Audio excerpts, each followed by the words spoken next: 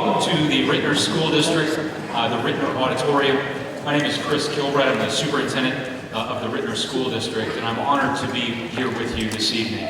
Just a few opening remarks before I turn it over to our partners from Rockwood. I'd like to start my remarks this evening by recognizing two members of our Ritenour Board of Education who are here in attendance tonight. Bob Young and Ruth Bell Greco, if you'd please stand and be recognized as members of the board.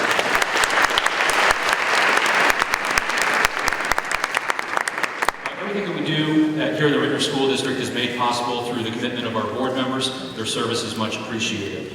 In the Ritenour School District, our vision is around developing leaders prepared to lead lives of personal integrity and fulfillment. In order as adults to make sure that we are at the top of our game, we need to be challenged by thought leaders such as Dr. Perry.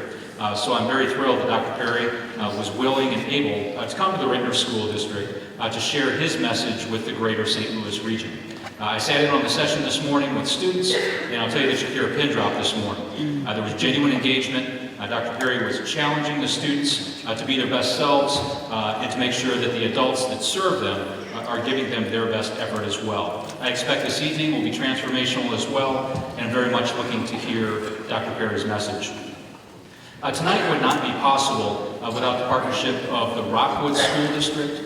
Throughout the region, our students will benefit through collaboration and partnership, combining resources, combining thinking, and this event tonight is possible through our partnership with the Rockwood School District. So at this time, I'd like to turn it over to Dr. Terry Harris. Dr. Harris, an assistant superintendent in the Rockwood School District that was part of the one of the visionaries that made this event possible. Dr. Harris.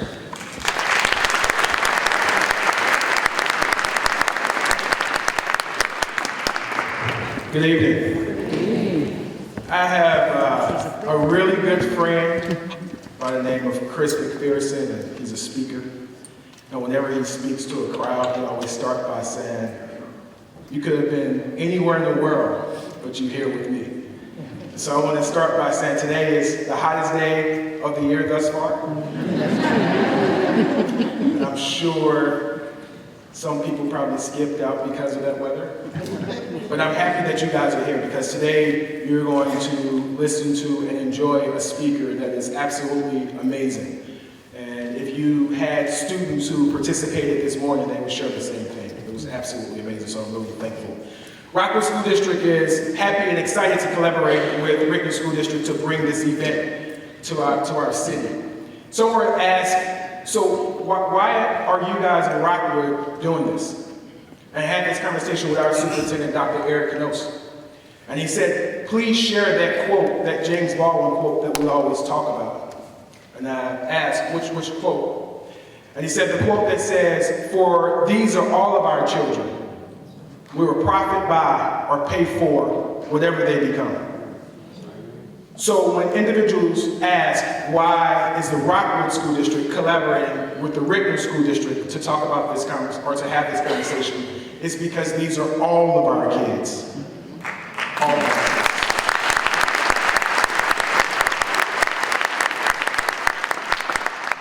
I was thinking about Steve Perry and his message, his books, his realness, and just infatuated with it. Love it. I love his energy. The kids love his energy. You guys are going to love it as well. And I was thinking about this scripture that I love to recite that says, "Truthfulness is the foundation of all human virtues." So it's only fitting that Dr. Perry is on an educational truth tour. Because tonight, just like this morning, we're about to start telling the truth. We're about to start telling the truth. And that truth is, these are all of our children, and we're all responsible for whatever they become. And we're all in this together. So thank you to the Ritenour School Board, the Ritenour Superintendent, Garrett Spiller, Principal of Ritenour High School, the Rockwood School District, and all of those individuals who made this possible. But definitely thank you for being here tonight. And I hope that you leave inspired, energized, and prepared to tell the truth. Thank you.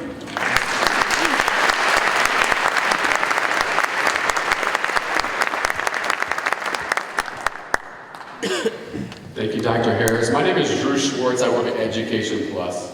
And our executive director, Don Senti, is insistent that we find ways to bring folks together. So I want to extend a huge thank you to the Ritenour School District, the Rockwood School District for doing just that today. Today, Dr. Perry, we're talking about baseball outside. He hit a home run with these students. I'm talking he swung and made a connection, and we all watched the ball go like this. And he turned the light on for a number of kids. Gateway to Change, if you notice, is one of the logos on there. Gateway to Change is a program that brings 33 schools together from all over the St. Louis community to talk about something called race. Race. Something that we as adults have difficulty talking about. And these students create change agent projects based upon the notion that together we need to help our community heal and thrive. And as our amazing speaker, Dr. Steve Perry, is about to speak, and our amazing principal, Gary Spiller, I want to leave with a visual. Less than 2 years ago, our region, situated right there, smack dab in the center of the United States, right at the heart of the United States, we had a heart attack. We had a national heart attack that perseverated and touched every area of our country. And part of that heart attack, just like a clogged artery, was because just like the blood doesn't flow to different parts of the body, because we as a community weren't talking, weren't getting together like this, weren't having conversations. So I commend you, each and every one of you, and the Ritenour School District, and the Rockwood School District, and everyone here for getting the opportunity to come together and hear from Dr. Perry. So thank you very, very much.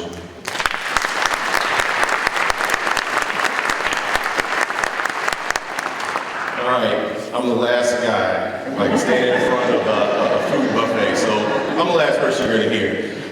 Good evening, everyone. My name is Gary Spiller. I'm the proud principal of Ritenour High School. I believe that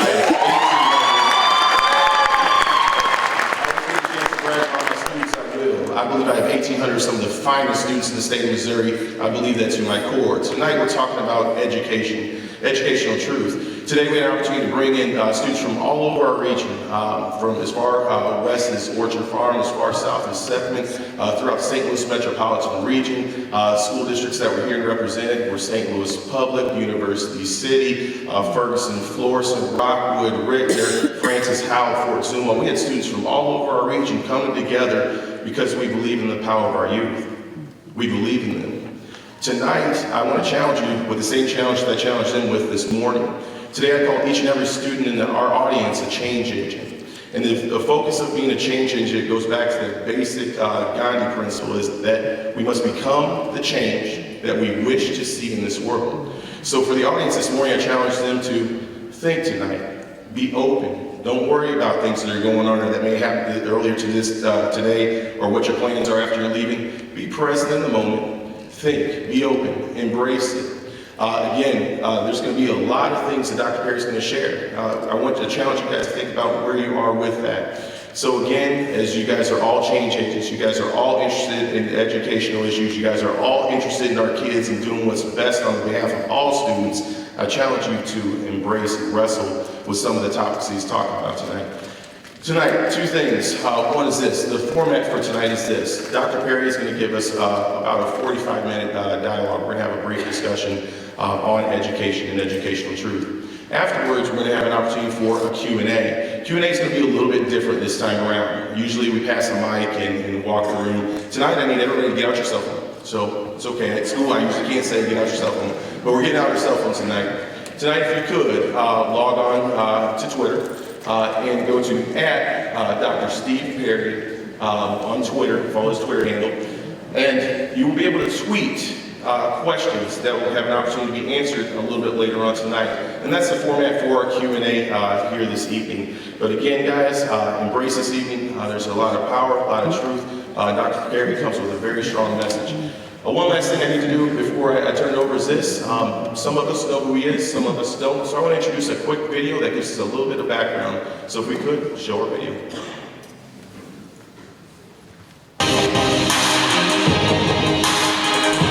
Every dreamer has a story.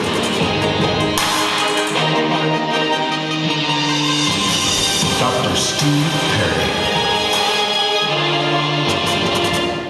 Dr. Steve Perry, a mentor in the Dreamers Academy Speakers Resource Group, is a preeminent educator, author, TV host, and commentator. Prominently featured in CNN's Black in America series and in national forums, his passion for youth has fueled the dialogue on public education and produced positive change. Dr. Perry believes that every dreamer creates his own story. You can be who you want to be. You can create your own reality. And if you allow the circumstances to define you, they will. I was born on my mother's 16th birthday. Third generation of poverty, but I don't believe a life is determined by where you start, it's where you finish. I grew up led to believe that intelligence is static, that you can't get smarter. But along the way, there were people who believed in me. He became captain of the football team and volunteered in politics. Perry turned playing hard into working hard. He earned his bachelor's degree, his master's in social work, and his PhD in education. His other education, lessons that he learned as a kid, prepared him for greater challenges. Of the 100 families who lived in the same project that I did, I'm the only guy who I know who went on to college. Coming here today makes me want to get back to work and do what I do and give every single one of these kids a legitimate fighting chance. This is where we play. The only way to win was to play longer and harder than anybody else. You let people know that you don't come to lose. So when they told me I couldn't open a school, every single person told me no, except for the last person. That's all I was looking for, was one yes, and I got it. Each school day in his home is a quick goodbye to his wife and sons, and Perry is out the door to his other kids at Capitol Prep. I wake up at 4:45 in the morning and I drive kids to school. You take kids to school? I do. In your car? I have to. You pick them up? Every day. Why? You're the principal. I know. I'm a bus driver in the morning now. And if you walk the halls, I'm picking up papers. I'm a custodian. You do what you gotta do to get it done. Connecticut has one of the largest achievement gaps in the country, with black students averaging 3 grade levels behind white students. When we started Capital Rep, the graduation rate was 29%. So the successes that we've had are rooted in the fact that we've been able to send 100% of our graduates on 4-year colleges. We don't have a bench. Everybody's a star. We need everybody on the front lines saving our kids. Kids kind of look to him to kind of be that fatherly figure. You know, you look in the stands, your mom and dad's not there, but there's Mr. Perry, the principal. And to be that father figure, there's something else he's figured out about saving our kids. Every kid I've ever worked with who's been in the gang said they joined a gang for one reason. It's not protection, it's love. When you don't love yourself, what you tend to do is look for someone else to validate you. Validation, love, and perseverance is how Dr. Perry changed his circumstances. It's how he's teaching our kids to pursue their college education and defy the odds. Teaching to me is the single greatest act of defiance, because every single day you are encouraging children to snap reality in half and look into another world. You are asking them to dream beyond anything that has ever been dreamed. You are telling them that the impossible is no more. You are looking into their little souls and telling them that they have such big dreams that you're going to fill them up with more. You're going to give them the knowledge that they need, the desire they need, the inspiration that they need, so that on this day they will change the world. Every dreamer has a story. Dr. Steve Perry.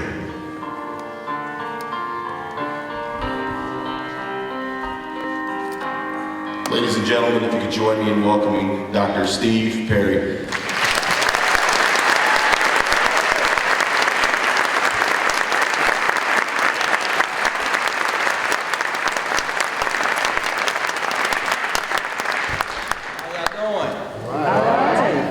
Fake mic check. There we go. There we go.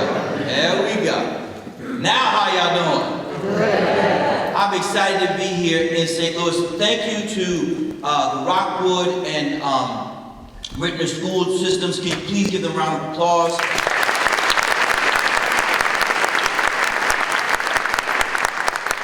Thank you, Principal Spiller, for the work that you're doing. Deeply appreciate you, brother. I'm impressed with the work that you do and sincerely moved by your commitment to our children. So thank you, sir. Thank you. Also to Gateway to Change, right? Thank you for bringing the kids out this morning. You guys missed something. Well, you didn't really miss it because I know you probably need a break from some of them because, you know, it's easy to love kids, but it's hard as hell to like some of them. Look, man, I get it. Like, if you have kids in your life, especially if you have, like, a teenage girl, like, you want to chop her in the throat, just fold her over so she stop talking. You look at it and say it one more time. One more time. I get it, but your kids this morning were fantastic. They were so moving to me because they made the decision today that they were going to change the world. And now I'm talking to you. I'm talking to you because I've been in St. Louis this time probably about 24 hours. And every car I've been in, folks said to me, well, St. Louis is segregated. That's like the word, like St. Louis is segregated. Like, we got barbecue. Like, it's just regular, everybody knows it. And I just want to let you know, if you're going to be here for a little while, you might want to understand there's some rules here. And we can't change if we stay the same. In a community that, I don't know if it necessarily prides itself, but it daggone sure precipitates this notion that St. Louis is segregated. Tonight, it's one St. Louis, all right? If that's all right with you, that's what I prefer.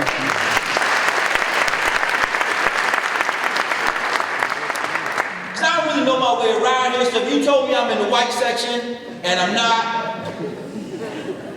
I passed by a lot of really big houses. In one section, I was with my man DJ Demetrius, where you at? He had me driving to places, and I was like, is that a house or is that a condo? We were over by the Loop. I was eating Middle Eastern food in the Midwest. That ain't bad. But I'm here because I understand that we're at a time where you gotta decide what matters to you. You've been holding on to these traditions for as long as you can, using them as excuses as to why we keep failing largely black kids.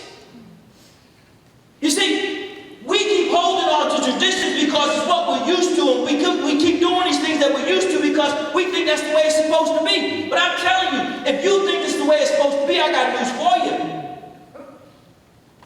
You can't keep living like this, brothers and sisters. You can't keep the system in place and expect something different to happen. You cannot expect to consistently provide less education for students of color and think that's going to be all right. You can't talk about the achievement gap like it's the weather.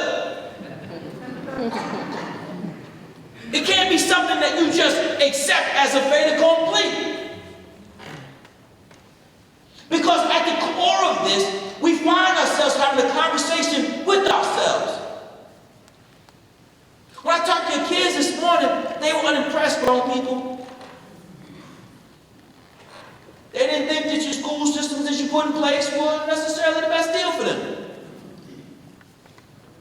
They didn't think that it made sense that because you live in one neighborhood and you don't live in another neighborhood, that somehow that you were damned to failure for the rest of your natural life.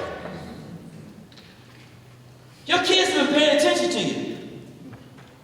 Your kids are watching. Had a young brother stand up right back there and he said, how come you talking to the county, but you ain't talking to the city? Now I really know what that means.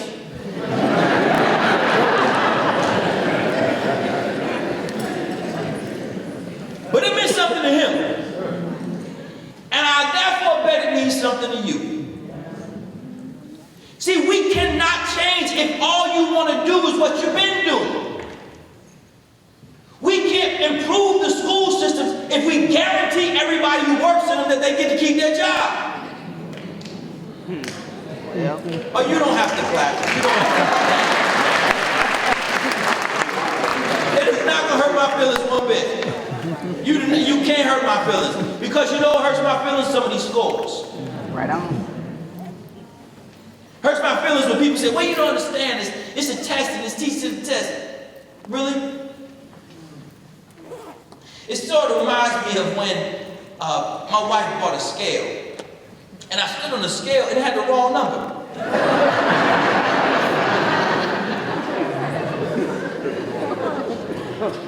So I took off some clothes. It still had the wrong number. So I said to my wife, you got to get a new scale. This damn thing is broke. So I did get another scale because I figured this must be wrong. And it said the same number as the one next to it. You can't blame the test for telling you the truth. The overwhelming majority of your children not reading at grade level. You know that. And for you to think that you can blame parents, they're not involved enough. What do you want them to do? Teach math? Isn't that what we're paid to do? Well, you know, certain kids come to school with 40,000 more words than other kids. What about the Chinese kid who came in the 11th grade and became valedictorian, barely speaking English?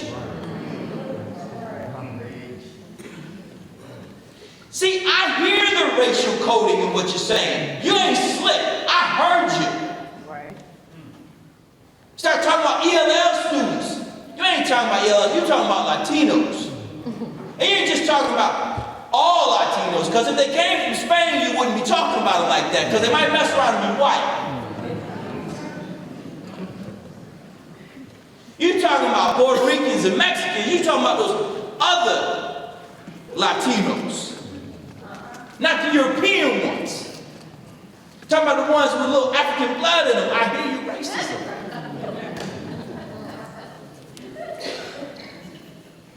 In order for this system to be in place, all of the people in this room have to agree to make it so.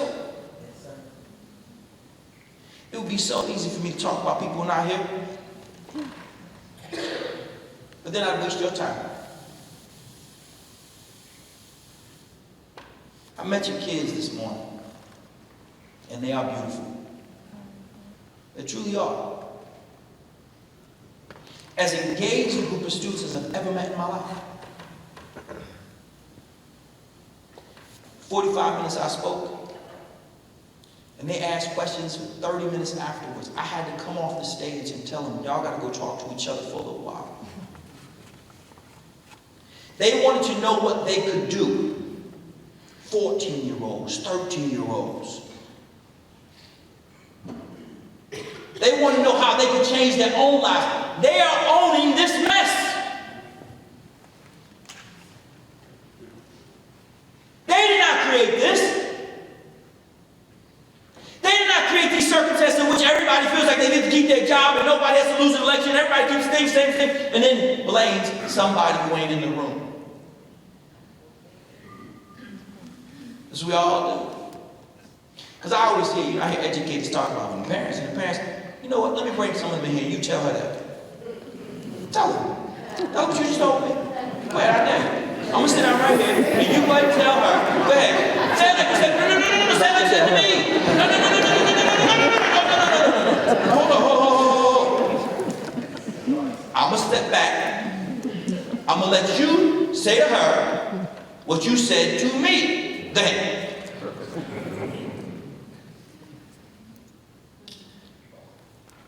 Folks,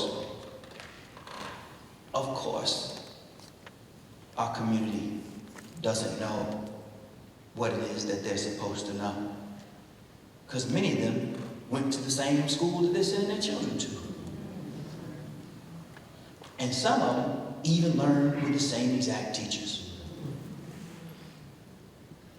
You see, somebody has to be doing something wrong. in order for things to be the way that they are. And it can't be always somebody else. We cannot always conveniently find someone else to blame or something else, like poverty. Oh, you gotta understand, Dr. Perry, we have all these poor kids in our school. All right, so that means they're dumb because their parent doesn't make a lot of money? Well, I've met some pretty wealthy kids, and I didn't think they were smarter than the other kids. But you don't understand. No. You don't understand. It's different here. It's different from the county to the city. They're very, very different. Care to explain what the differences might be? Ladies and gentlemen, in order for things to change, you have to change. Not just your mindset, but in many cases, the very people who are running the schools. You have to change the way in which children are assigned to schools. I cannot imagine that anyone truly believes that the very best way to assign a child to a school is based upon where they live. You do understand that that came from a time, I don't know, about 1670? Things were a little different in the country back then. Maybe a lot different. It's like when people say, black people, we want to reenact colonial time. Not me.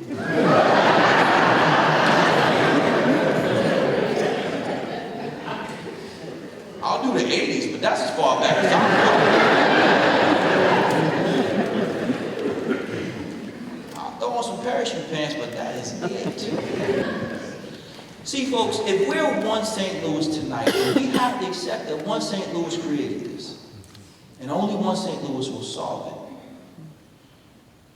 And the it is that we need to create school systems and systems of schools, which are two different things, that meet the needs of this student population. I think it's fantastic that some of y'all been here all your life, 2, 3, 4 generations. That's dope. For real. I think it's fantastic that you and your family have found in this community the type of community that you want to raise your children in. I think that's awesome. I really do. There are very few communities that can claim that. But just because it worked for you doesn't mean it works for these children. And just because you're used to having things a particular way, that doesn't mean it's the best way. And if I know anything, if the data is clear, then the data is telling me that this way is not the best way. It's high time that you make some fundamental changes in the way in which you're delivering the education to the children in this community. Not just this community, but the community's all. Before I come, just so you know, I do take a look. I gotta just come, because the data is public. And I know people don't want, teaching to the test, and there's a test, and remember the scale thing? Yeah, I do weigh that much. In order for me to change the weight, I don't change the scale, I have to change what I do to my body. In order for us to change the results that we have with our children, we have to change what we do with their bodies. See, because what's happening is, we keep running the same traditional type of high school situation, which is not best for every child. And we know this, right?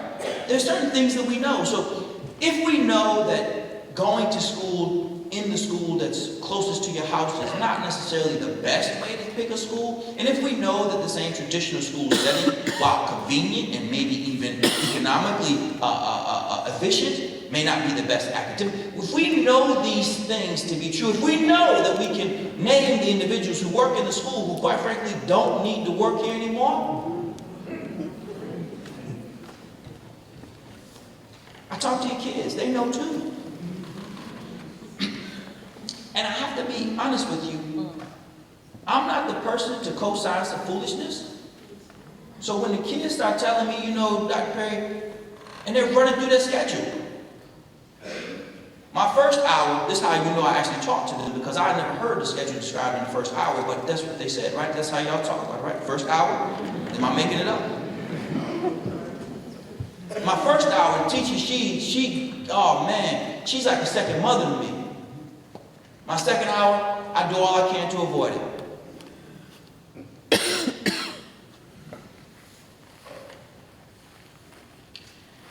Want to increase your daily attendance? Make a school the kids really want to go to.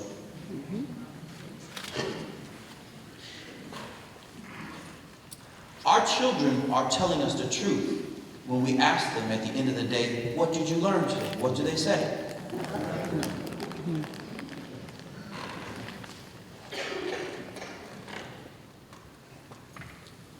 We can't change if we stay the same. And if everybody's hearing the same thing from their kids, I ask you, it's not like we rehearsed this, you understand? If I'm asking you what the children are telling you, what your children, the consumers, the reason why there is a school in the first damn place, if they are telling you at day's end that they do not feel like they have learned, then what are you doing? How much longer can you justify failure? See, people don't want to say that. They don't want to own that. Maybe we could change, because then it has to be somebody's fault. And if it's somebody's fault, then maybe we'll have to make some changes, which would mean somebody might have to lose a job. And there may be somebody who you really like. Listen, there was this brother who worked with me, Latino. I guess he taught Spanish. I know that because, because that's what I paid him to do. Not because anybody learned Spanish in the room, but it was because that's what his job description was. He was a Spanish teacher. He had a very thick Spanish accent. I'm very familiar. I might look like I speak it, I don't. But I could front like it. If a girl was really pretty when I was growing up, I had enough words in Spanish that would get us into a conversation. Hola. ¿Qué pasa?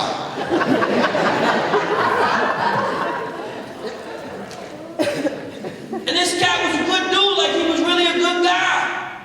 He's a good father. I saw him with his daughters. He was just a lovely human being.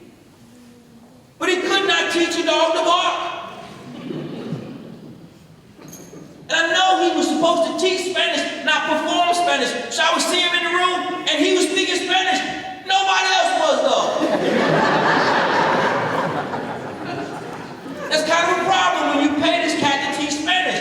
And kids will walk out of class, and I say, hola.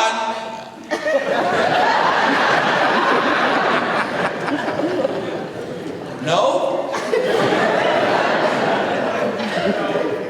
So I had to fire this man, but when I fired him, we had a really cool conversation. I sat down and I said, man, listen, I know you're recently single and everything, and if I had a sister, you could date her. But my man, you can't teach my kids Spanish ever again. Maybe you could do something else, like be an interpreter. Maybe there's something in this world for you other than teaching kids Spanish. See, the problem is that we are unwilling to make the fundamental changes that are necessary to create the academic environment that is most compelling. This place is not here for grown people.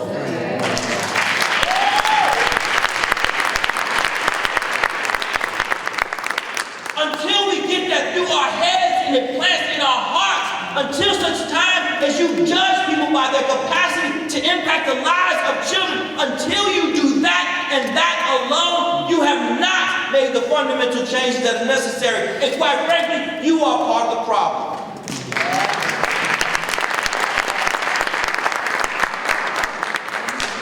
There's nothing about this building that was designed for you. You are visitors here. You are visitors. This is a place that's designed for children. When the architects came together and looked at how kids would use this building, where they would go, where they shouldn't go. They put cameras in places where they figured kids might go. None of our schools, none of the education thing is for you. You had your shot, man. If it didn't work out, it didn't work out. The way that we stand over the top of our schools, the way that we clutch them, reminds me of that brother who you went to high school with, and he played football, and that's what he wants to talk about every time he sees you. And you look at his old ass, you're like, bro, we still talking about that?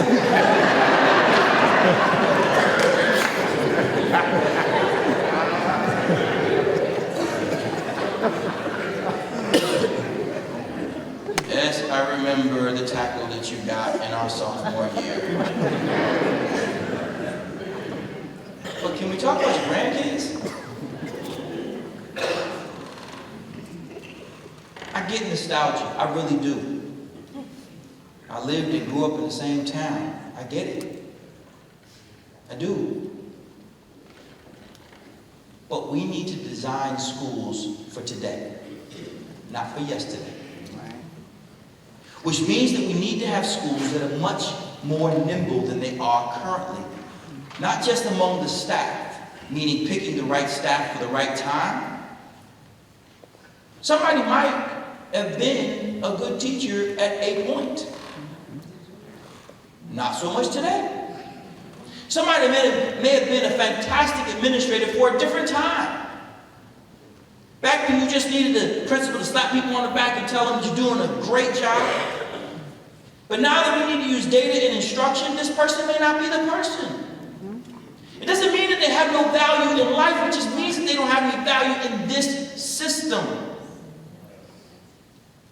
Superintendents, board members, all of us, every one of us have to be under the microscope. All of us. Business leaders, all of us have to be seen as either part of the solution or part of the problem. And you can't be both. There is no way to be both part of the problem and solution. Those people who are part of the solution are looking for new strategies to change the way children are educated. They are recognizing that in this time, when children have access to information at speeds that will blow your mind, we can't run the same old schools. I want you to, if you just will. You don't have to do it now. Just Wikipedia, history of school, history of American education. And I want you to look at the schoolhouses from years gone by. And you will find that they are literally designed as we design schools today. They had a chalkboard, we have whiteboards. Look at the difference. We went from black to white. Go us. But other than that, the instruction is essentially the same. A person stands up front, they talk to the people who are sitting down. The people who are sitting down, if they don't pay attention, they send them out the room. Most of the people they send out the room just so happen to be black boys.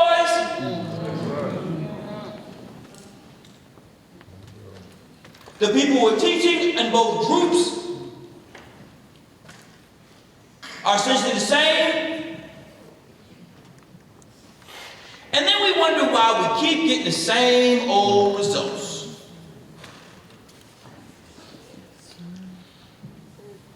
American public education was not designed with black people and poor people in mind. And look at your schools, and you will see. Go to your AP classes. Go to your honors classes. Then go to your lowest classes.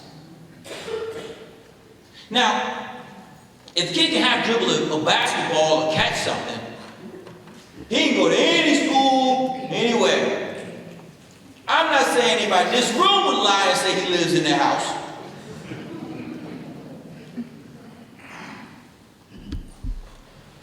We owe it to each other to be honest with each other.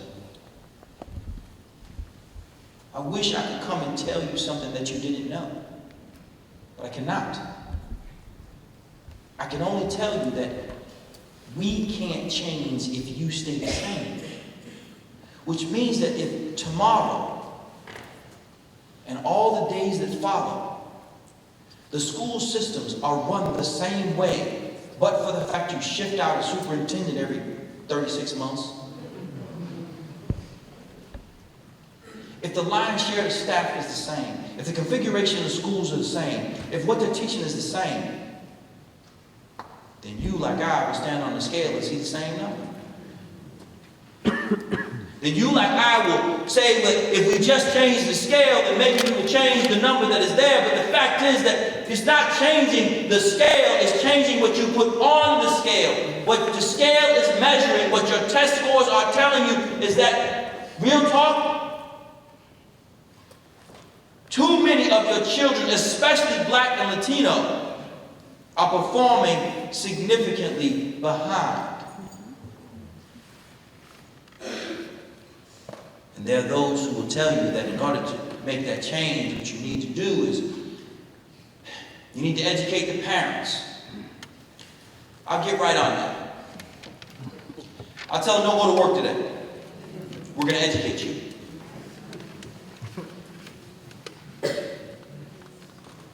Except for the fact that some of the parents are actually educated. It's just that they're Black. Because the difference in the performance is not found in the economics, but in the culture.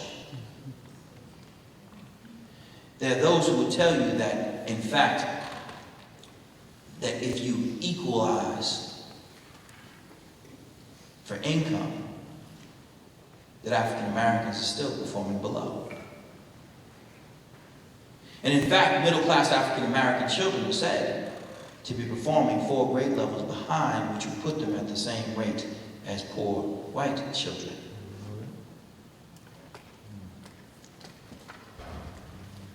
So race does matter. And we can make the fundamental changes by making the fundamental changes. We can change the way, for instance, that we select kids' courses. Instead of allowing some kids to go to college preparatory courses and other kids to go to general ed courses, you just put them all in college preparatory courses. Because unfortunately, too often, the kids who don't end up in the college preparatory courses are Black. So the commitment is to all children, and you put all children in the best position to be successful. You monitor the numbers of students who participated in the honors courses and in the AP courses. You monitor the number of children who get college application fee waivers. You make sure that every single child takes the ACT, not just some kids who decide they're going to take it. Yes, sir. You see, if you set a system up to make sure that all the children get access to the same education, then you make sure you take the top children and you see what they get and you give it to everybody. You stop waiting for some messianic force to come in and say that they're going to fix the hood and make sure that everybody in the hood does what they're supposed to do. You stop that foolishness and you recognize the only way the hood is going to change if you stop putting the same generations of people in the same spot.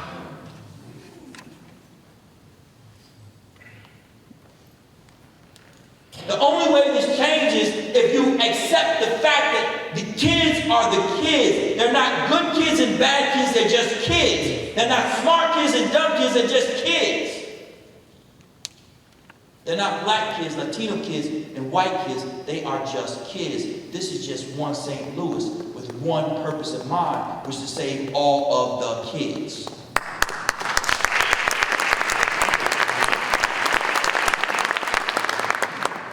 See, because when you really focus on the kids and you put aside grown people foolishness, what you start to do is you let go of some of the ideologies that have kept us from success. Because you don't look at a charter school, that's a charter school, I want a charter school because I don't want nothing to do with charter school. You understand, charter schools take research. Shut up. Because if you're behind in the school and that school was better than this school, you'd be faster, you'd be out of fast somebody say Jackie Robinson. This is our school, and I want our school. Man, where do your kids go to school? Well, my kids go to Our Lady. That's right. Shut up. Well, I don't live in that community. I can't send my kids and move there and then. They didn't stop selling houses around here. If it ain't good enough for yours, it ain't good enough for mine.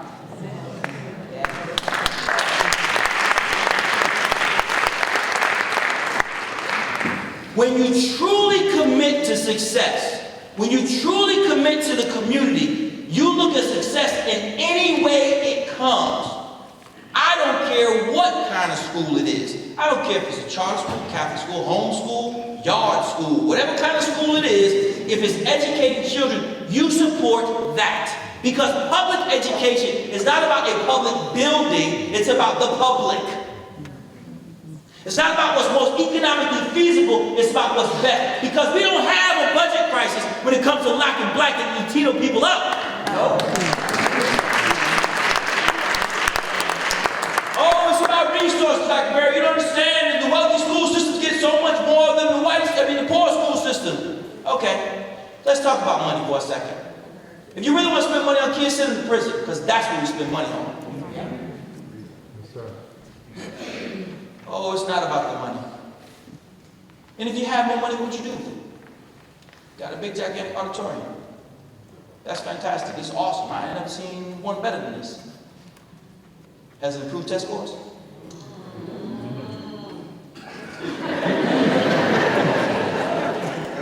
Are grades better? All right. I got your attention now? I'm not here to make friends. I'm here to make a difference. All right. You didn't bring me here to tell you what you already knew. When you focus on children, you recognize that tradition can only take you so far.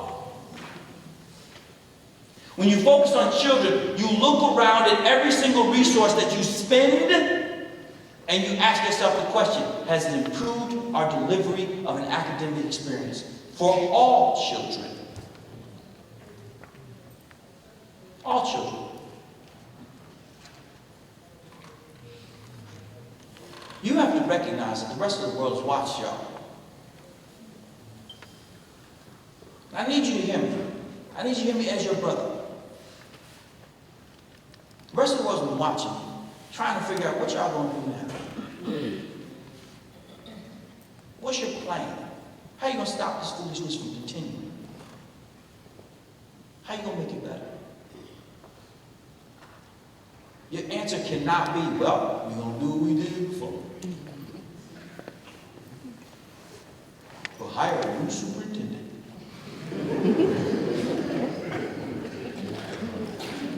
Because that's the solution.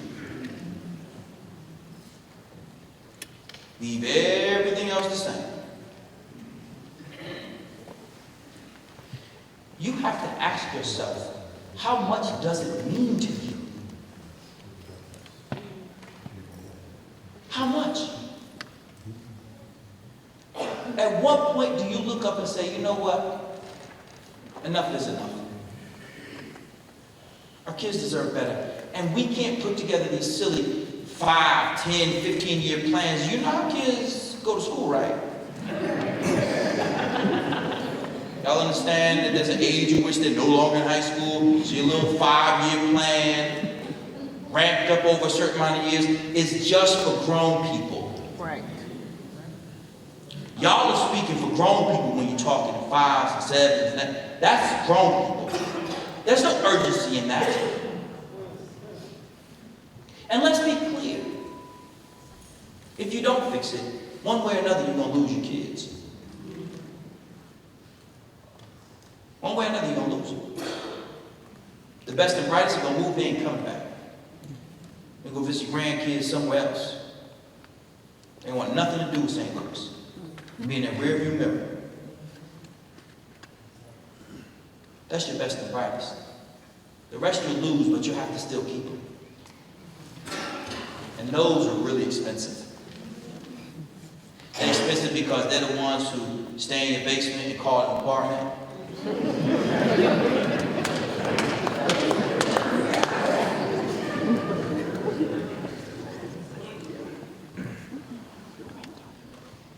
Folks, when you make a decision to fundamentally change your delivery of services, what you do is you go and look at other successful schools. And you don't care what kind of school it is. You don't sit and get caught up over the fact that school is mostly white and wealthy, or that school is from the east or the west or the south or the north, or that school's the next school over. You don't do that. When you care about kids, you recognize that there are too many successful schools in the United States of America for any school to ever say they don't know how to run a successful school. There are too many examples of schools in which the entire population is poor. In Connecticut, one of the highest performing states academically in the United States of America. The number 2 high school in that state is a school that's over 90% black and Latino and poor. Now, racism would have people say, well, they must have done something and picked certain kids. Because you understand that's the new racism right there, right? That's the polite racism right there. That's the We ain't call you the N-word racism. That's a whole different thing. That's saying that you're not the typical black person. You can read. You're not the typical black parents because you come to the school. People who are unwilling to change and unwilling to let go of that deep-seated, ugly, disgusting American racism. The racism that fueled the slave trade in this nation. This racism. That put in place laws that said you can't teach black people to read. Struck down the laws and just stopped teaching us any daggone way. In order for you to accept that a school that is successful, but the same as yours, that is not. In order for you to say that that school is different, you have to recognize that you are, in fact, perpetuating the same racist statements that got your school in the situation that it's in the first place.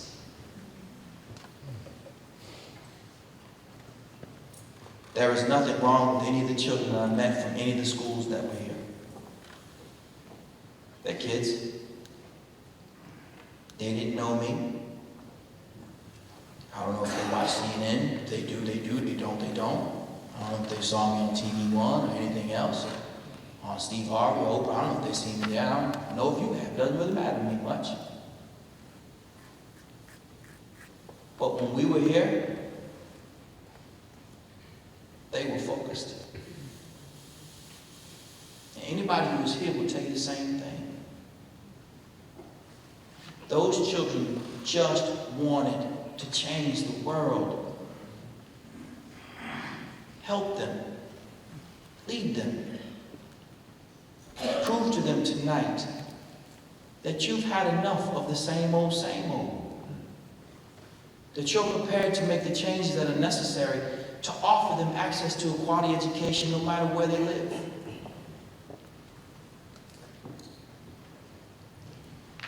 Help the parents out who are willing to break the law by saying that they live somewhere that everybody knows they don't live.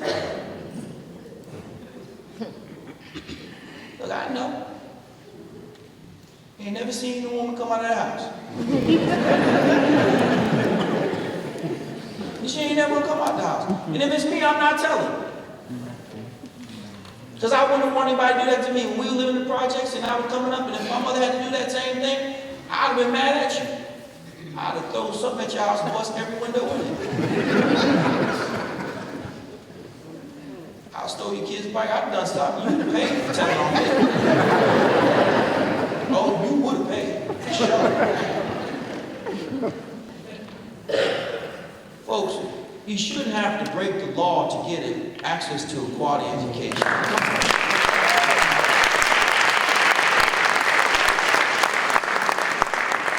If we know that there's a difference between certain types of schools, don't let kids go to a school that you wouldn't send your kids to. Come on, man. You're better than that. We want St. Louis tonight. We can't do that. We're so much better than that. And the time I've been here and leading up to this, I know that a lot of y'all were in one place before you were here. Look, I see the markers of poverty. Y'all, you ain't got, I know you look smooth now. I get it. I ain't gonna call you out. Just look forward. I ain't gonna point you out. I know where you're from. I see just the way you sit. I see the way you clap. I know. I smell that block of cheese on your breath. You don't have to, I know you ate a box of cereal and just say cereal. I understand you ain't got to tell me you had canned meat. I'm telling you, day old you thought was just a brand name. Don't tell me. I know. I ain't gonna hold it against you. But I'm gonna hold you up to it. If you made it out, there's some behind you who can make it out too.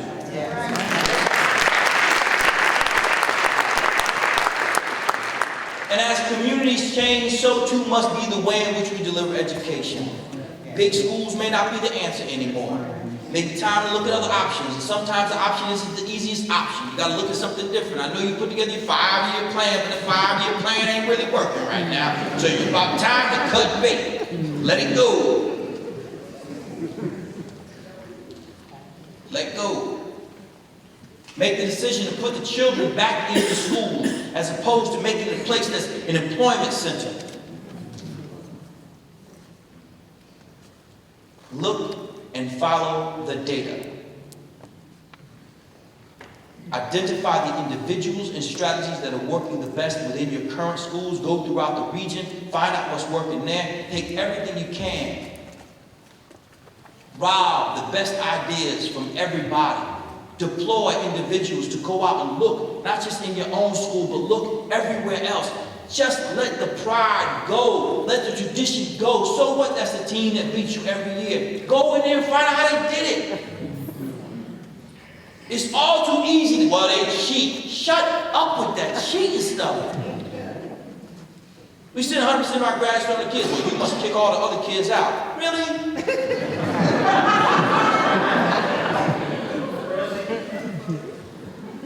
Well, then how do you answer the fact that you got a 40% dropout rate and then you can't beat?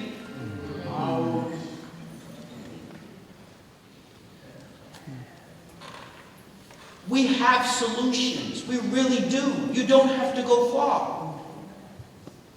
You don't. Just take a stroll on the internet. Look at some of the highest performing schools. Call them. In most cases, they'd be glad to have you. The school we ran in Hartford, and last year, they said it was a 96% graduation rate. I don't know how it was 96% because I didn't see a kid who didn't graduate, but fine, whatever, 96%. 100% of those graduated from the 4-year colleges. Of the 100%, 94% enrolled in the fall. With 94% enrolled in the fall, 2 years later, 86% were still in college. 4 years later, 70% graduated with a bachelor's degree. Don't tell me that it can't happen.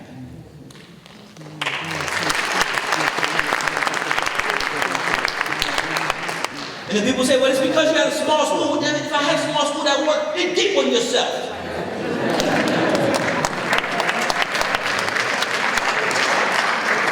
If that's what you think is the only thing I had, then do what I did. One time a principal called me because our students wear uniforms. And she said, hey Doc, where do y'all get those uniforms? I said, well, I can tell you where you get the uniforms, but that ain't really why your school is terrible. It's not the gear, you understand? Like, y'all suck, but it's not because of your clothes. She said, I know that, but where do you get the uniforms? I know, I heard what you asked me, but what if you came and looked at what we did? Like, if you actually came to the school, because you're only about a block away, just come on out. No, I don't know that. I'm just trying to find out. Okay, stop being so difficult. Just tell me, fine. You could dress like us, but that doesn't make you us. Superman's power is not in his cape. But here's the number. She bought the uniforms. Let me tell you something. That summer, beginning of the school year, I got a call from the police, from someone at central office. Said your kids are downtown fighting, down in Center City fighting. I know my kids ain't down, but I'll be down in a minute.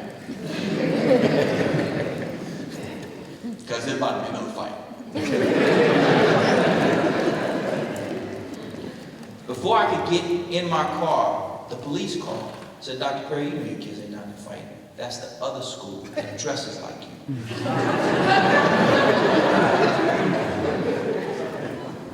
So when you look for strategies that work, don't take parts of the strategy. You have to take the whole strategy. You can't take bits and pieces. If you want to change, make the change. You can't take parts. If you want to succeed, you have to make the fundamental changes. You have to make the fundamental changes. Your kids are ready for this, man. God, I wish you could have seen them today. If you don't do it, you're going to lose them. I promise you. And you don't want that. Not with that much, not the talent I saw today. I'm gonna tell you right now, you gave me Weeby. You gave me the crew that I had today, oh, y'all be in trouble. I wear y'all. They were ready to go. But you can't take these beautiful kids and sit in the same ugly circumstances and expect some beauty to come out. So I'll say this to you as we come to our close. We can't change if we stay the same. Which means that just because you're used to it, it doesn't mean that you continue to do it. It means that just because you think it can't be done doesn't mean it can't be done. It also means that we all have to check ourselves, black and white, Latino and other. We all have to check our own isms. Because the fact is that the only justification for keeping certain children in the lowest performing schools and experiences, the only justification is racism. I'll leave you with this idea. Many people will talk to you about the achievement gap, but I submit the following to you. I want you to give a child from the city school system and a child from the county school system an iPhone. And I want you to show me which one knows how to use it better. Some of y'all can't turn your phone on or off. Some of y'all think you should have to yell into the phone to be heard. Hello! Ma, she can hear you no matter how you... I know, but she doesn't say anything back because you won't stop talking. If these children can use the highest forms of technology without ever cracking open a manual, stay with me, folks. Stay with me. If they can take this technology and make it do the things that it does, this same technology, which is more technology than went to the first moon landing. If these children in your house, grandkids, before they can stand upright, if they can use this technology so successfully, don't you think they can learn to add whole numbers?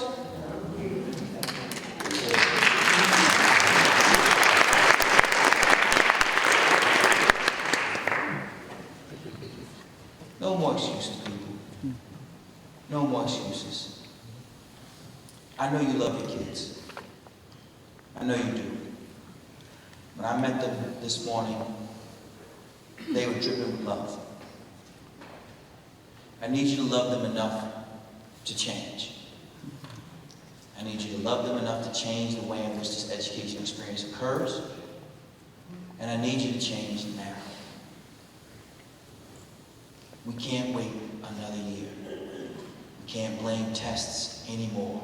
We can't blame poverty anymore. Let's stop blaming and start taking responsibility. Thank you. Let me be myself. Thank you for your time.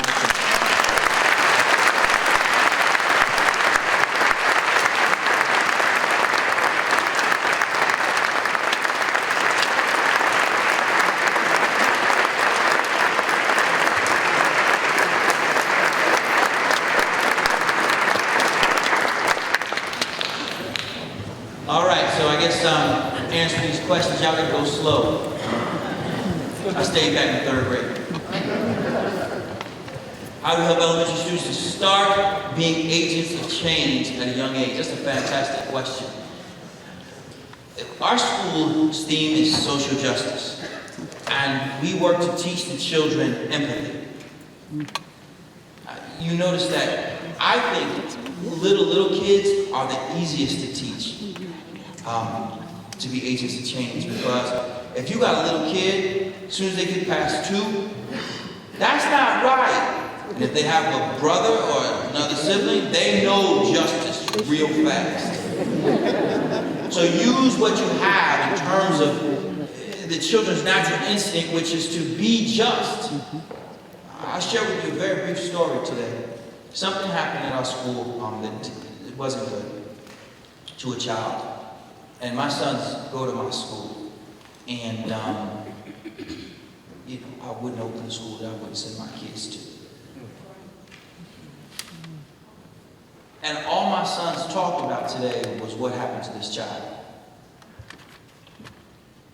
The youngest children, quite frankly, are the most open to the idea of being agents of change.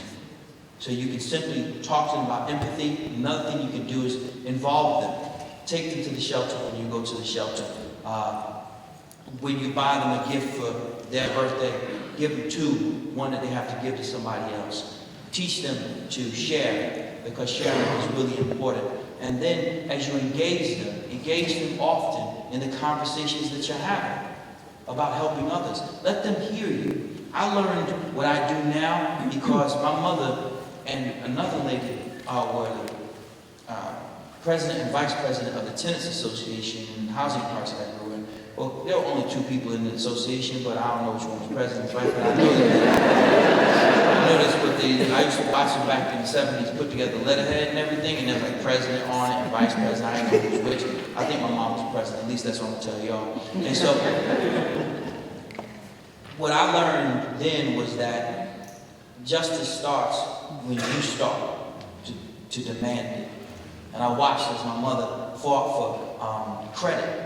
Because in the project that I grew up in, we had duplexes. You saw them. That was where I really did live. And we couldn't get credit for our gas. Like you have to, before the ATM and everything. So you would have to go the weekend without heat if you didn't pay up. Whereas in the next neighborhood over, you could in fact pay with credit, and we didn't have it. I watched my mother fight for that. And I saw the first fight in elementary school.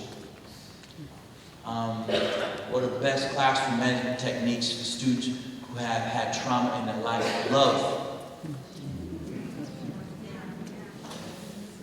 Too many of our instructors come to school, without a lesson plan, so they're winging it. They think it's but kids know. But the real issue is that children want to be loved, especially the big ones. I know your 18-year-old doesn't act like she don't want you to go to anything. She is lying. She wants you to go. She doesn't want to talk to you. That's true. She really doesn't. And you probably at the age, y'all at the point in your relationship where you really don't want to talk to her either. But the truth is that childhood can be pretty traumatic for a lot of us. So when children are made to feel like they're loved, they'll go to war for you. Am I going too slow? My bad. How do districts make the fundamental changes needed to be made from the board members to custodians? Well, you might have to change some of the board members and custodians. I don't know that you can necessarily convert somebody to something that they don't believe in. That's not my business. But you can put the right people in the right position so that you get the right results. That I know for sure. All right. What would you do if you lived and worked in St. Louis to create change? A lot. I would cut people off at the knees from telling me about the segregated thing. We gotta stop that. That's not cool. It's not cool. It's just not. We got to start recognizing that they're all our kids. And we have to see that when we start there, everything else starts to make sense. I'll give you, for instance, when you put the kids first, you start to look at what works, not what works for you. How do districts make, okay. What would you do? How do educators of innovation deal with the systems in place, districts that keep now change from happening? That was the hell that I was in when I worked for the school system. People think that I've been running charter schools the whole time. I haven't. The school that we're running now is a charter school. It's the first charter school I've ever been affiliated with. I worked for Hartford Public Schools up until this summer. Now, it was kind of like Capone in prison, right? Where I might get some extra gravy for my pasta, but I was still in prison. I hated it. I'm not gonna lie to you. I hated it. I hated it because I felt like the system wanted to lose. I felt like they were cool with not winning. I remember the first time I went to a principal's meeting in Hartford, and I thought, it reminded me when I played Little League on this team that lost every game. We lost every game until we got into a really big fight, and then they broke the team apart. But we did lose every game, and we lost the fight. It reminded me when I went to this first principal's meeting, it reminded me of that feeling of dread, like, dang, we about to lose. Because everybody seemed too comfortable with not winning.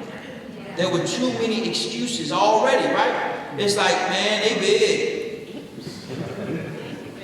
You know they won the state championship last year, right? I mean, there's a whole bunch of, before we even get started, I heard all these, I'm thinking, the meeting just started, I know. We just get, can we at least give it a shot? Can we try to win? There was no interest in winning, and so you know, what I would do was I read all the rules. I used to get accused of breaking the rules. I don't break rules. I learn the rules and run them. If it ain't prohibited, it can't stop me from doing it. If it doesn't say I can't do it, I can. And you put your little assistant superintendent to call me and say something stupid, you know that, Perry, you weren't supposed to do that. Show me. I believe that you can't do the job of changing the system if you need that job.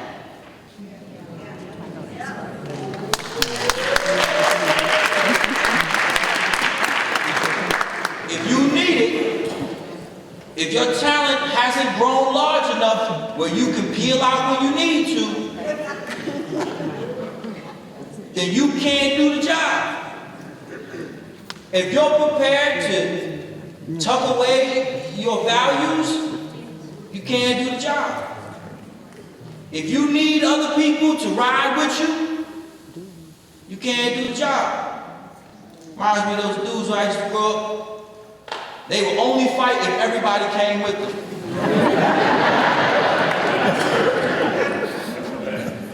What policies do you believe have been most influential in empowering change makers? You know, I don't know that there's a specific policy, but I do think this. The school systems that I've seen that have been most successful have been the ones that have had allowed autonomy for the most successful people in it. Whether that was autonomy for certain teachers or administrators or both. The ones who proved they could get it done, leave them alone.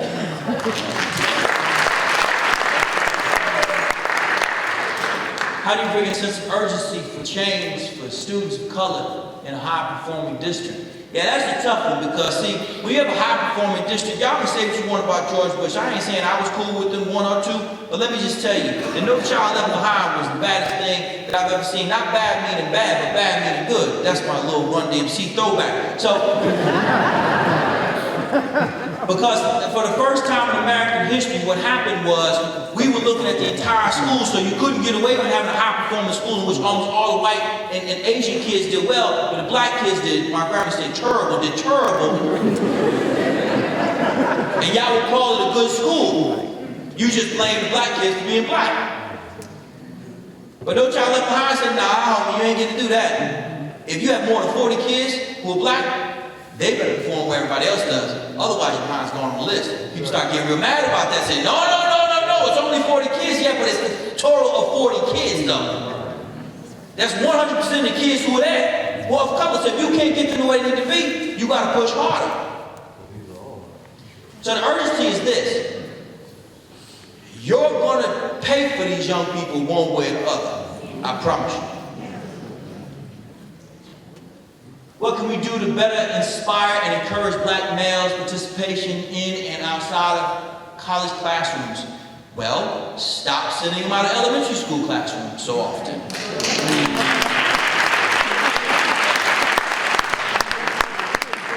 What are some of the specific strategies that work that we can take to our schools tomorrow? The first one is that, you know, I gotta be real, because teachers, y'all can be something.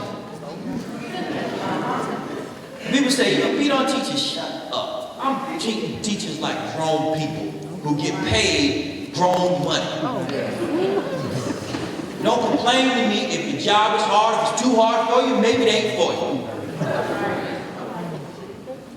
We will tell kids to tell when they see something, but we as adults don't tell when we see something. So one of the first things that you can do is you hop your little behind down to your local administrator and say, man, I've been next to this woman all year, she ain't teaching them nothing.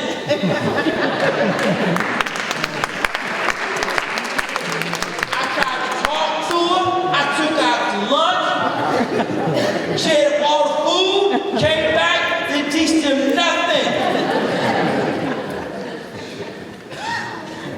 The teacher that's teaching the class before me, every time I get those kids, they are on fire. It takes me 20 minutes out of my hour to calm them down. I need y'all to get her out of here. Every teacher I ever fired was brought to my attention not by teachers, but by the children.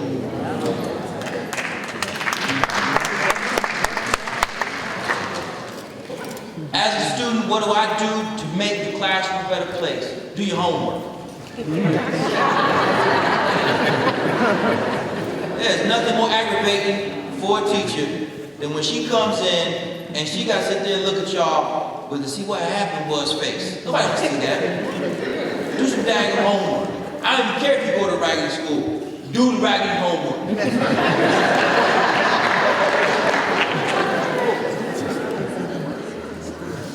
What can we do to better inspire and encourage black males? I'm sorry. Got that one? Did I miss one? Which one? First one?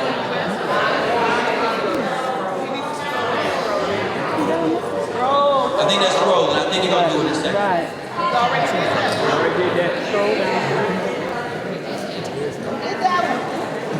They be paying attention, man. These folks are reading. Better pick it up. As we're doing that, I think the scroll is the other way.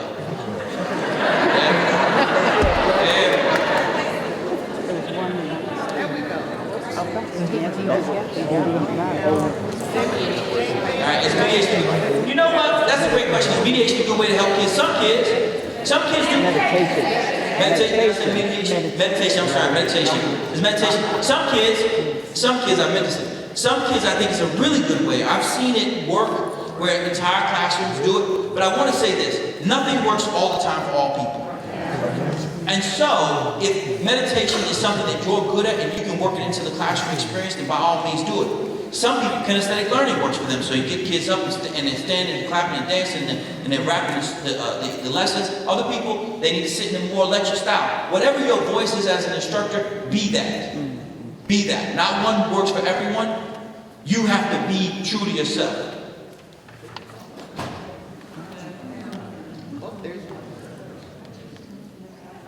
I want to change things. It's tough to adjust mid-year. I'm not sure. Donuts. Did I say that?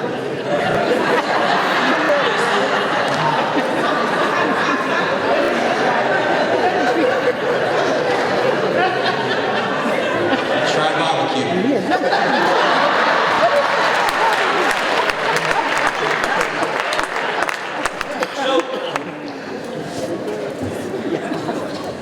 And I mean this, I think that it's really easy for you to think that I'm trying to make this easy. It's not. I don't want you to hear that. It's not easy, but it is important. And in its importance, what I mean is that there's never a bad time to make a great change. And since that's the case, mid-year is as good a time as any. I think what has to happen, when I'm an administrator, what I do is I have to get out of my office. I have to walk the building, and I have to see what's going on. I can't run the school from my office answering these long behind emails from insane parents.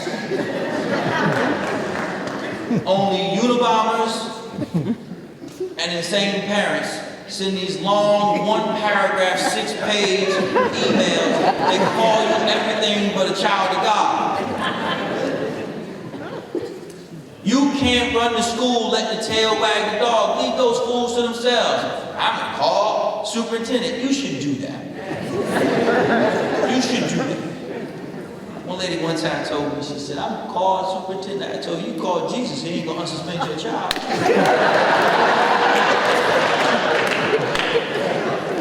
A miracle may occur, but he'll be home to see it.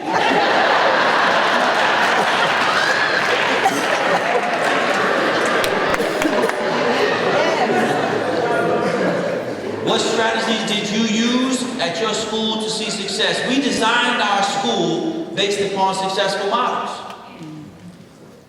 What I'm telling you to do, which is to go out and visit other schools, I did. What I'm telling you to do is to do a little research, I did. And I went in humbly. When I went to visit these elite schools, I went to visit a school called Dana Hall in Wellesley, Massachusetts, an overwhelmingly white and wealthy school. And all girls. And he was, why would you go to that school? Because they're good. And I sat there and I let a little girl take me around and show me around like I had no idea what was going on. I asked her every question like she had a PhD in education. And then I went and I talked to the lunch ladies and the people who were doing the groundwork. I soaked it up. Everything they told me, I would listen to. Even if I thought it sounded like nothing that made sense, I wanted to understand it. I wasn't there to tell them why they weren't doing a good job. I wasn't, you're only good because you have wealthy kids here. Look, I met some of the wealthy kids. They couldn't hold it up to some of my kids. I got some kids who got some junk in their trunk who would have smoked it all day. There's no way. Yeah, my kids might talk differently, and they may say I be, he be, she be, but I tell you what, you put them in a class together, and it'd be on. It'd be on. One of my girls she may not be able to do some things, she may not talk like that girl, but at the end of the day, my girl's gonna beat her. If I put her in the same system as that other girl. So what we did was we literally went around the school, and I still do it to this day. We run a school that's been ranked among the top schools in the United States of America. I go to schools all of the time, and I sit there and I listen. I don't go there telling them what to do because I don't know. I went to one school in Florida, and they played music in the middle of passing.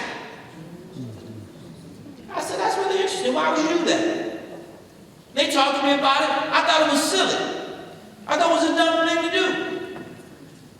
But I listened to it. Now, we don't play music in the middle of it, and we don't even have bells. We don't have a bell. We do not have bells. None of my schools we have bells. Does that mean bells are bad? No, it just means that they don't work with us.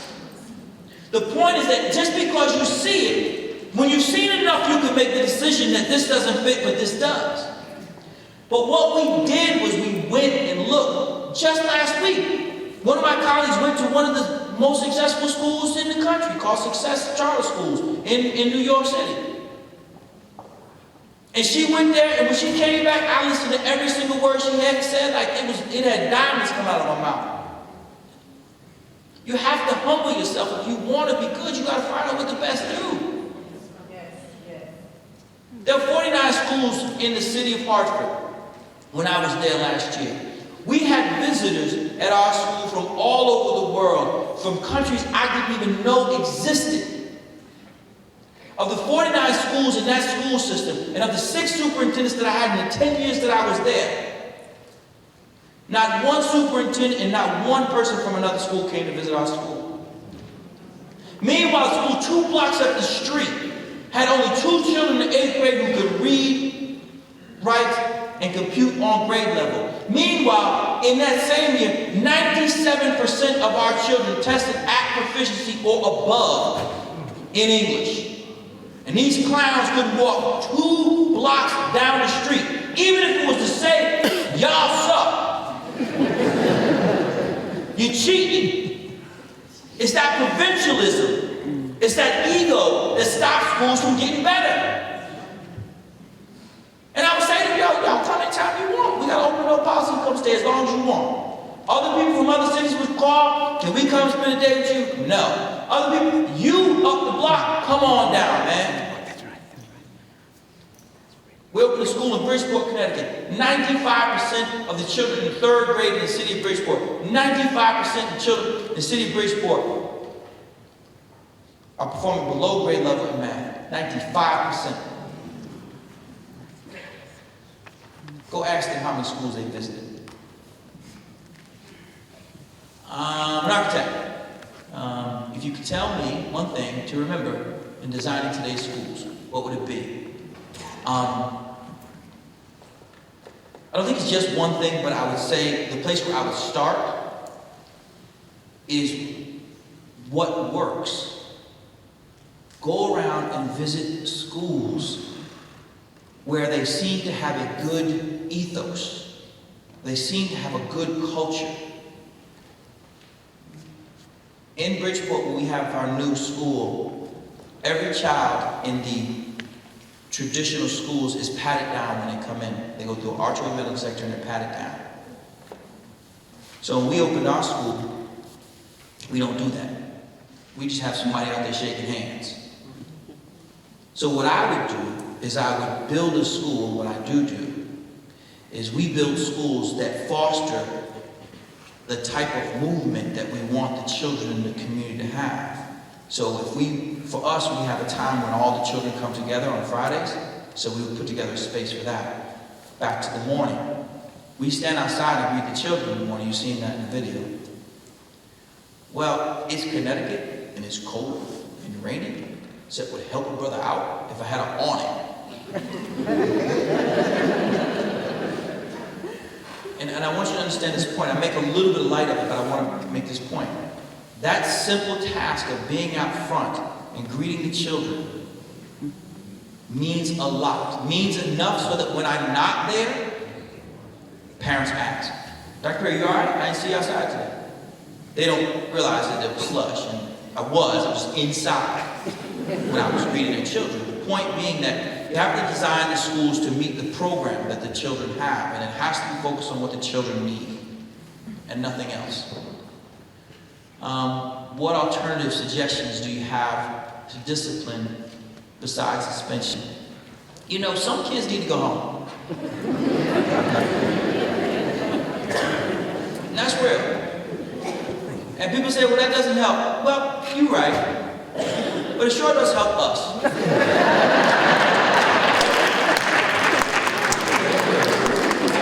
Because we all need a break from him today. However, it is imperative that you look at your suspension data and you look at it the following ways. One, I need you to look at the teachers in particular who are sending out the most kids. Then I need you to look at what groups of kids are getting sent out the most. Is it mostly black boys? You might have a problem. And then I need you to look at which kids are getting suspended the most.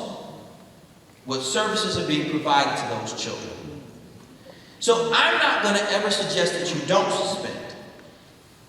What I am going to suggest is that when you do so in an equitable way. Look at your school. If almost no white girls are being suspended, then you got some explaining to do. Because I'm not convinced the white girls don't get in trouble too. So some of the alternatives that we have and have had are some of the same ones that you have. We have detentions, morning and after school. We do things a little differently around my parts. We do lunch detentions, and kids staying. Now, there's always some parent who calls the Department of Children and Family Services on us.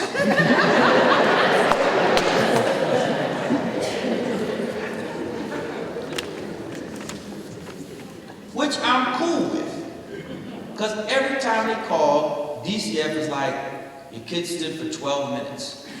They stood in line longer to get the food.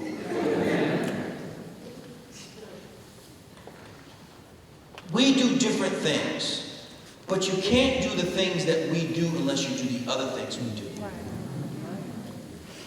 Our objective is not to punish a child, but to tell a child that you are better than this. So when you see a child standing for detention, you say, man, really? Why? Today? And you make your way over there and you say, come on, Chief, man, this got to stop. It's not okay. See, we have uniforms, and our uniforms are really specific. Black shoes, leather, black, blue, or white socks with nothing on them. Khaki pants with our crest. Remember I told you about that school that I went to visit that had the music playing? I didn't take the music idea from them, but they did have a crest on their pants. I thought, that's hot. You know why I thought that's hot? Because I played myself in the past. I would say, you can buy khaki pants wherever you want. And always somebody's mom will buy some Gucci version of khakis. My mother bought these for me, but you and your hoochie mama, you go take your little tight khakis, your little yeast infection tight khakis.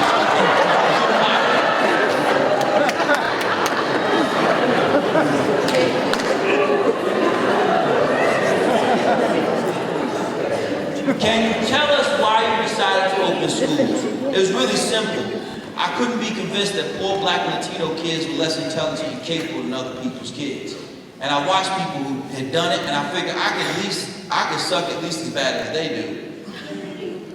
I couldn't be convinced. I honestly believed that if we created the same school system that they had, the same strategies that they used, then I could take children from wherever we got them and beat them.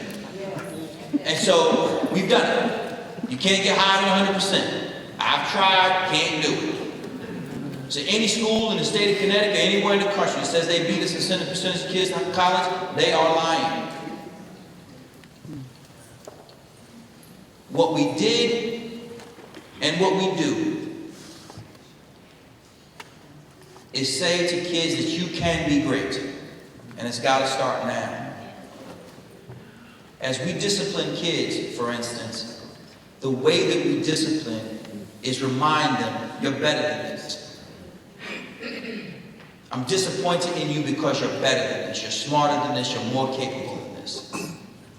But in order to do that, you actually have to know the child's name.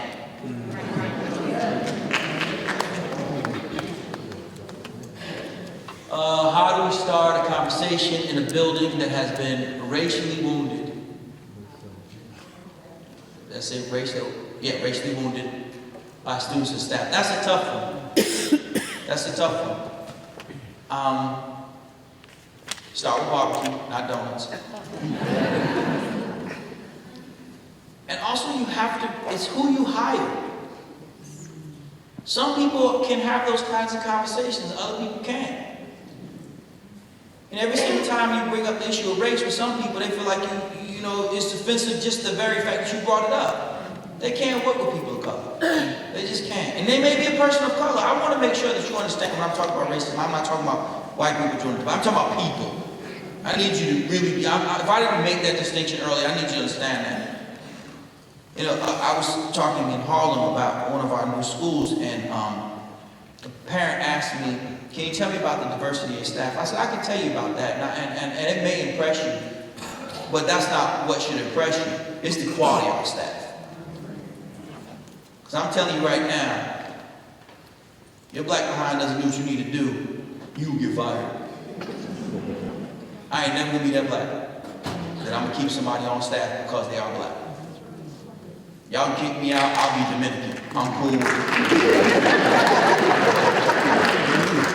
So you got to sit down. The first part is you honestly have to sit down. You have to create what I would do, where I to start such a conversation. I would start smaller conversations throughout the building. I would find some people I thought were most likely, most receptive to that conversation, and I'd pull them aside and I'd build small groups of them. And I'd say, hey man, you know, we got some things going on in school. What do you think? And I'd get their feedback from those people. If I'm the administrator, I'd get some feedback. And I would talk to them about it. And I'd say, what do you think? What do you think we should do? And I'd get some of their ideas together. And I'd get a couple of those folks. And I'd get a couple of pods. And what we would do is we would close in on the people who are against having this kind of conversation. And by the time the conversation came on board, the big conversation, I had built enough support in the school so that when that conversation came and this person was in the teacher's lounge, God knows we know what happens in the teacher's lounge. Oh my God. When they were in the teacher's lounge complaining about whatever they complained about in there, they making us breathe. Can you believe they make us breathe? I'm calling my union rep. Or in those cases, they are the union rep. So I would build enough goodwill around the people who are in the building, and I would do so in as many pockets as possible, such that when we finally sat down and talked, the conversation had already occurred. We were really just trying to work out some solutions. I would not put myself as somebody who knew how to solve the problem. I would make sure my colleagues felt empowered, that they understood that I truly respect your opinion. If you think we need to do an off-campus meeting, then we need to do it off-campus. I'll call some people together, see if we can raise a little money to get us somewhere to be. And if I can't do that, then maybe go over to somebody's house. And if the house ain't big enough, we'll do something different. We do whatever we got to do. We come in the auditorium, wherever we got to go. We do a potluck. But whatever the solutions of the group were, that if they were within my reach, I would want to do them, because I would not want to put people who are already wounded in a situation where they feel even more wounded. Then what I would do is I would make sure that that person who's got everything to say all the time didn't talk too daggone much. Now make the room feel comfortable. I would let them understand that nobody is wrong here.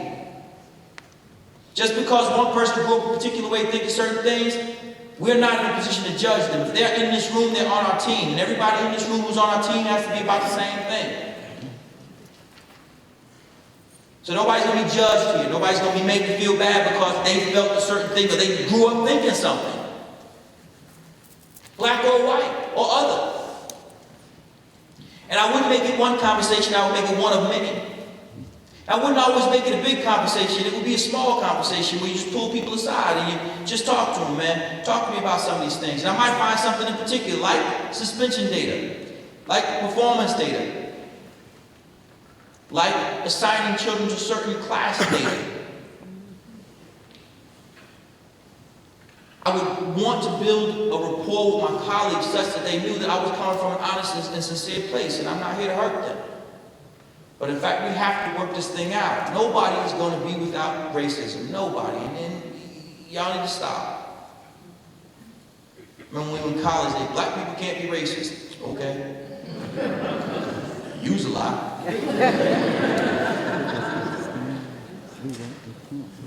What's the average amount of time middle school kids have for math each day? I think that depends on the school model. That depends on the school model. Some school models do it differently. Some people integrate it throughout the entire day. I honestly think, and this is where I'm different than a lot of people, you gotta let the data lead you.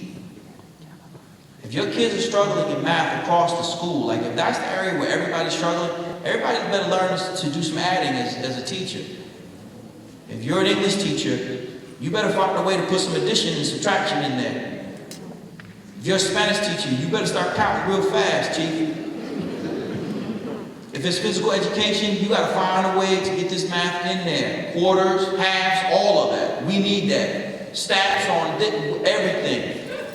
We gotta use whatever we gotta use to get everybody all on this. We can't, you gotta let the data lead you. And this is where many of the traditional schools and traditional school systems struggle, because you can't just make that decision to change at the drop of a dime. And that's really unfortunate, because the data's saying change. The data's saying this group of sixth graders are not getting it.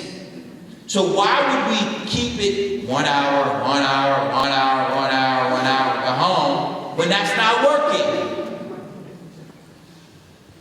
What if we say we collapse these hours into 2 hours, but we team teach it? We We team teaching with both the language arts teacher and a math teacher, and we work together. And then we bring in a SPED teacher to take care of some of the children who are struggling there. Not just the special education children, but just differentiation children who are not reading, because you got 70% of your kids who are not at grade level. That's 70%, man. You probably only have 20% or less who are special education anyway. So that's 50% who are not special education, who are not there. Let's put this thing together. When you have a school system that's open, everybody's all on, then you can do that. But unfortunately, in these school systems where you have it, like, well, the contract says that I can only teach 5 preps a day. That's going to do you dirty. You can't win like that. You cannot win. Think about it. Imagine, if you will, a coach who says, this is the offense that we called. We got to run this all year. Even they whoop our behind every day. We keep the same players on the field no matter what. Doesn't work.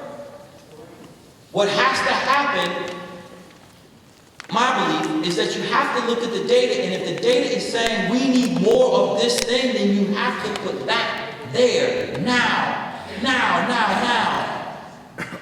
Which means that we got to sit down. I'll tell you one of the things that used to happen when I was a principal in Hartford. Now that we got the charter school, it's different now. It's real different. But I was in Hartford. We could only have 2 meetings a month. 2 meetings with the faculty a month. If we had more than 2 meetings, I had to pay them overtime. 2 one-hour meetings a month. That's crazy. How on earth could you discuss the academic performance of 700 different children in 2 hours? How? It's not even designed to do that. That's where, you hear me talk, I talk about news because they aggravate me, man. Because they put stupidity like that in place. Why would you do that? I mean, what's so horrible about me as a principal saying, man, I need to talk to you a little longer. Can I do that? Can I sit down and talk to you, just rap to you about this data that's saying that we can do things differently? So we had to do things a little differently. So at my school, we have a morning roll call. Now, it wasn't mandatory, but it was highly advised.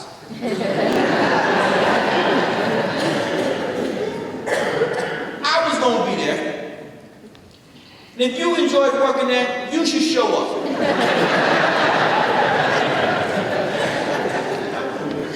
I made it clear that it was not a meeting.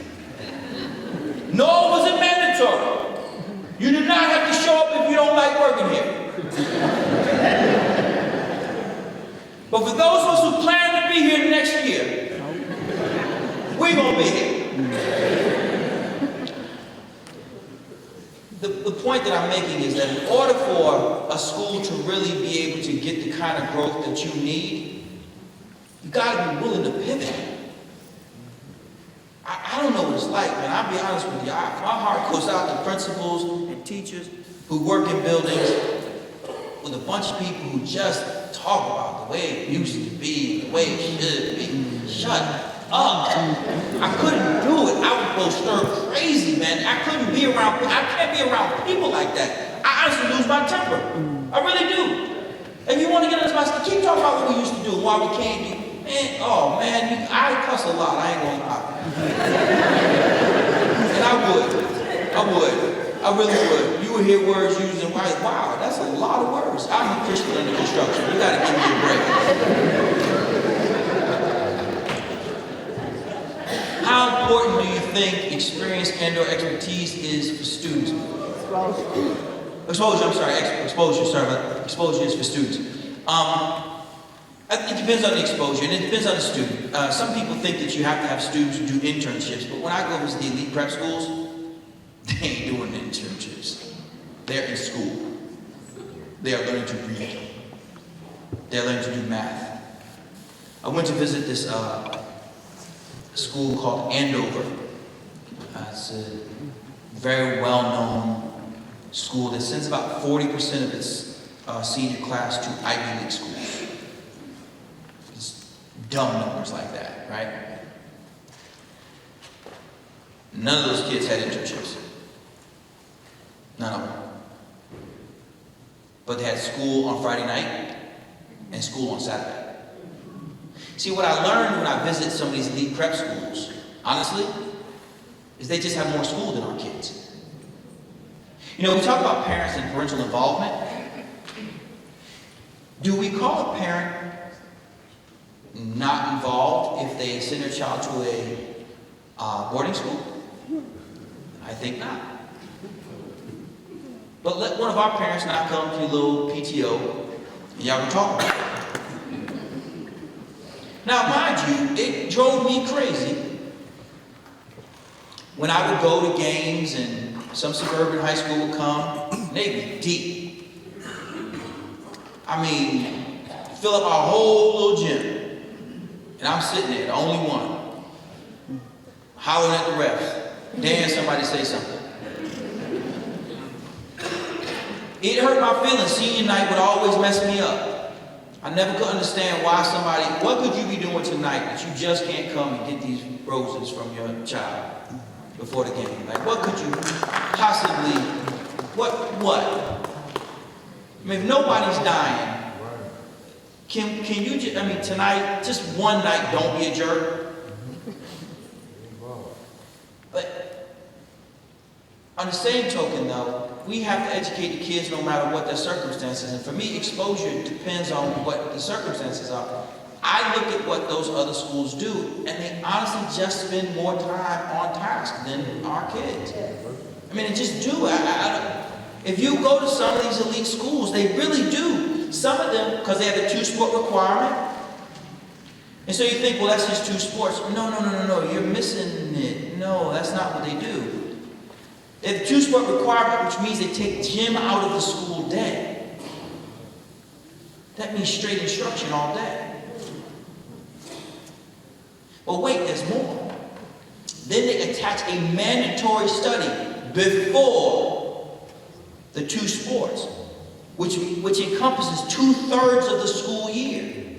That's at least 1 extra hour, in some cases 2 extra hours of instruction just because they play a sport. And in some cases, they have it after practice. So then you take your Friday night school, you take your Saturday morning school, you take your 2-sport requirement, and then you think, wait a minute, they ain't going home till 8 o'clock. Right.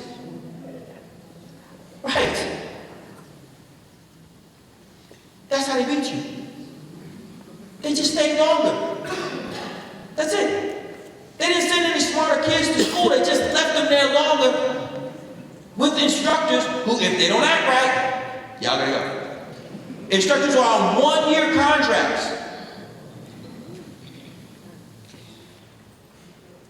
So when you look at what these other folks do, the way that they expose their kids is they expose them to the academic experience. I get why people want to, for instance, send kids on internships. I get why. The thought is that if they introduce them to people of color in many cases or to jobs they may love, then yada, yada, yada. I get it. I don't know that I believe in it, but I get it. If it's a choice of sending a kid to the local insurance company to staple papers or to spend another hour doing math, I'm going to take that hour in math. I'm going to take that hour in math. The point that I'm making here is this. Depending on your model, you may be able to make it work. We don't do it. Ours is a year-round college preparatory school. 201-day school year, longer school day with a 2-sport requirement. There's no secret to our success. The secret to our success, we just stay on the ground longer than most schools do. That's it. And we do our best to find the most talented instructors that we can find. If I, as an administrator, am walking by a classroom and I feel like I have to walk faster, or I don't want to sit down in that classroom, I gotta let that person go. I do. And administrators, you know it. You know who I'm talking about. You walk by the classroom and you think, oh my God, somebody's gonna die in there.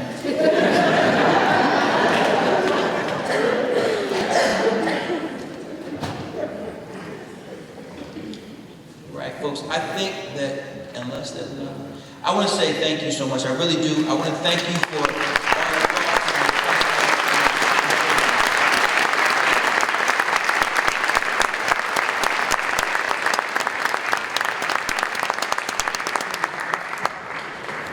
Can we give Dr. Perry one more big round?